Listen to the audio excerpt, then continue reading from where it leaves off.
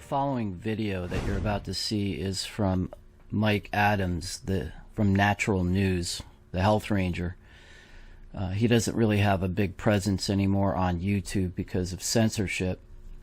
He's on, he's got his own platform right now, real.video, so I think you should check that out. His website is naturalnews.com.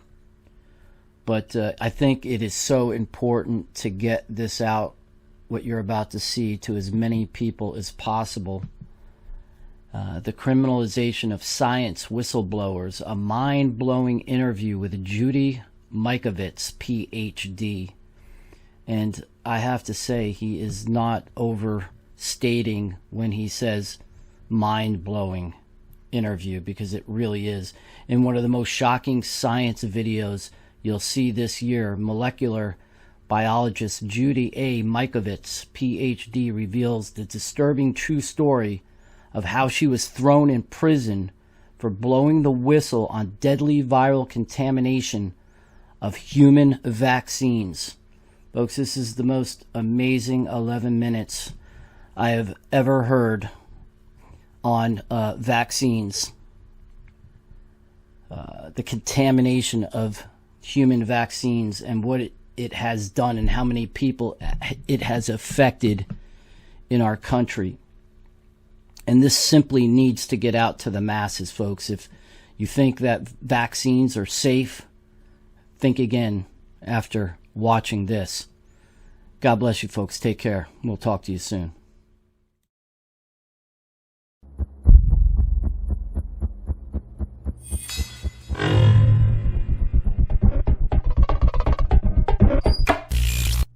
Well, it's wonderful to be here today. My name is Judy Mikovits. I'm a PhD biochemist and molecular biologist.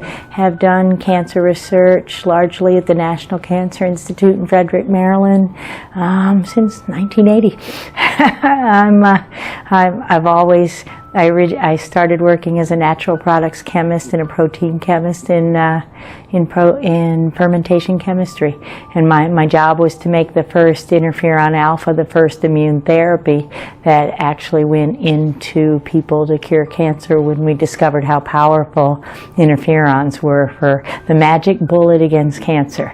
So the Time magazine in March 31st, 1980, when I was a senior in college at University of Virginia, was the big if, and there was a droplet, and it was interferon, and I said, that's what I'm going to do. So we first started working with the first human retroviruses. Those are retroviruses like HIV. So we were among the first people to begin recognizing that when the young men were getting sick with all of these opportunistic infections, it used to be called gay-related immune deficiency GRID, and we isolated the virus, HIV, and pretty well changed the world with our research. My PhD thesis actually shifted the paradigm. So at the time we thought that a type of T cell was the problem in the disease, and that was the T cell that was being killed, but it wasn't being killed by the virus. It was being killed by indirect mechanisms. We used to call it bystander effects, because my PhD thesis, in fact, was defended a week after Magic Johnson declared he was HIV positive. That was November 14th, 1991. In 2009, we were working on autism and a disease called myalgic encephalomyelitis.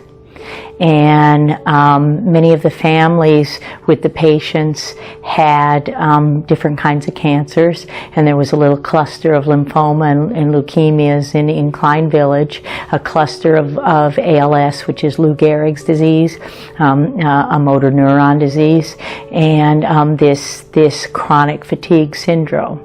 And it looked like a virus, it smelled like a virus, a retrovirus, because those are the kinds of viruses that disrupt the immune system. And several other investigators back in the 90s had actually isolated retroviruses from these people, but the government called them contaminants. that they weren't real and that they didn't have anything to do with the disease. Well, we isolated a new family of viruses that were called xenotropic murine leukemia virus-related virus. So these viruses were murine leukemia viruses, mouse viruses. And so spin forward 2 years, our paper published in one of the best scientific journals in the world in Science, October 8, 2009. Usually that makes one's career. In my case, it ended my life as a scientist as I knew it.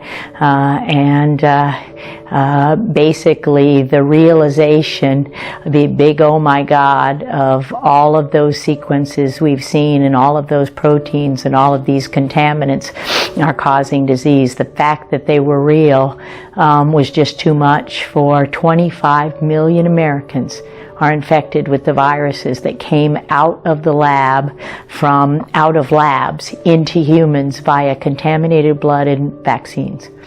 And that was so I was fired, jailed, without cause, without hearing, without any civil rights at all, just drug out of my house in shackles one day, November 18, 2011. I refused to denounce the data. I refused to say it was a mistake. We had the data. I showed the data. I showed all of the data.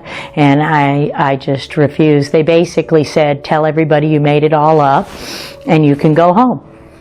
And if you don't, we'll destroy you. And they did. I mean, economically as a profession, but they didn't because thank God for my faith and for my husband and for my family and for the patients. Because in order to steal one's passion, my passion wasn't money. Scientists don't make money. My passion was helping people, and the patients never walked away from me. So in 2011, another AIDS researcher in a journal called Frontiers in Microbiology wrote a paper that really cost me a lot. I didn't know he was going to write this paper, but it basically said the most likely way that these murine leukemia virus-related viruses, these types of viruses, entered humans was through vaccines. So when did we start vaccines? 1953, 1934, right in the 30s with the polio, and what we were doing to attenuate, to make the virus less pathogenic, less toxic, is we were passing them through mouse brains. So we were passing them through the brains of mice, and every scientist who works with these viruses and worked at the National Cancer Institute recognized the possibility that if you put human tissue and mouse tissue together, the possibility is that you're going to pick up a virus that is silent in the mouse. That is, it doesn't hurt the mouse, but it kills the human or causes serious disease in the human. So I want people to understand, I want them to think. We live in a society where we're bombarded with commercials, big pharma, so they give you all the warning on Opdivo, the immune therapy that's a new chance for new life. And when you look at the little picture at the bottom, it says they live 12 months versus the 9 months of the control. The control, these experiments aren't done. The vaccines don't have to be made or regulated like drugs.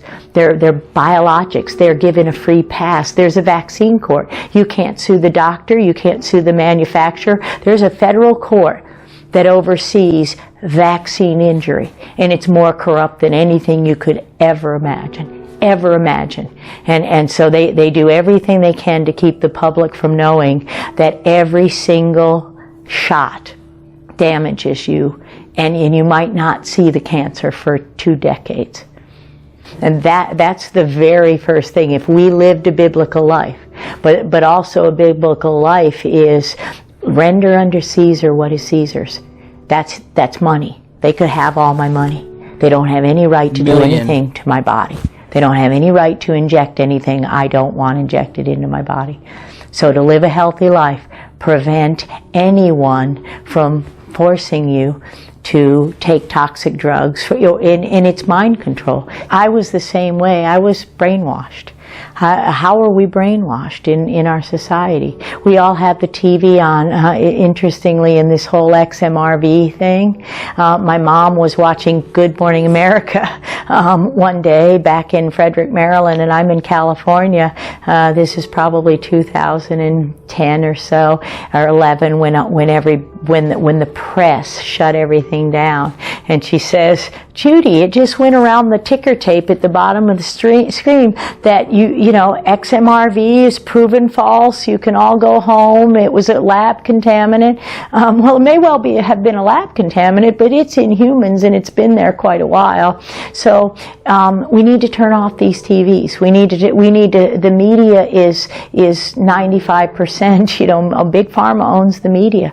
Our politicians. We need to dig deeper. We need to look in the truth. We need to start reading books again. Our book, Plague, is at plaguethebook.com. You can listen to it. You don't have to read it. You can read a chapter at a time. We wrote it that way so that every chapter stands alone, a little like the Bible, because you can always find it important. And it's a story. It's a story every day in jail. It's not all this science. It's what's it like when a 53-year-old woman one day finds herself in jail. Well, I started saying the Lord's Prayer and said, what is going on? And so what I'd like everybody to do is dig deeper, not just my book, but Dr. Suzanne Humphrey's Dissolving Illusions and Rising from the Dead, a brilliant, prominent internist, and the whole dumbing down. We've made our doctors our gods. You don't ask questions. Why not? Scientists don't ask questions. All I did wrong, my only crime, was I asked too many questions. Really? In the United States of America, we're censored. Everything's censored. So to look at things like natural news, to come to meetings like the Truth About Cancer. I was just floored today because, today was the first time I was treated like a human being who had knowledge for a very long time. And so it matters.